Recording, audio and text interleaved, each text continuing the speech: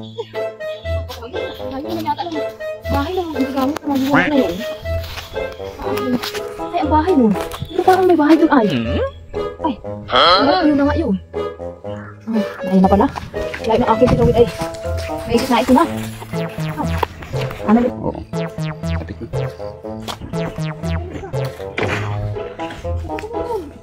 Wow! Ano ka magapagamot?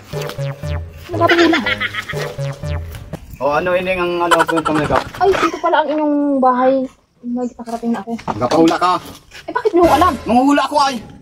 Okay, oh. Ano hindi ko malalaman? Isa ako magaling na manguhula. Hindi pala naman. Napunta ka pala dito, narinig ka, alam ko na magpahula ka. Wala may ko, ibang apunta kundi. Siguro ilagan niyo tinasundan pati ako pumunta rin eh. Kaya sundan ka niya, nagagandahan sa'yo yan. Baka Okay, ako, kamukha mo rin kabayo. Ay, anong sadya? Ako yung magpahula sa inyo at ako'y... Bakit? Anong problema? Ako'y naiwanan ng aking mga nakakarelasyon. Ay, oo. Ano nga yung iyong problema yan? Bakit ako'y laging inaiwanan? Ano yung problema mo yan? Pero nakikita ko na kung ano yung sistema ba't ikinaiwanan. Dahil ikaw ay pangit. Grabe naman kayo sa akin.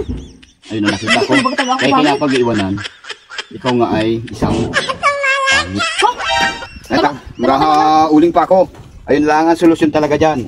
Kaya miski makarami ka na asawa, at ikay naiwanan, isang masasabi ko sa iyo, ikaw ay pangit.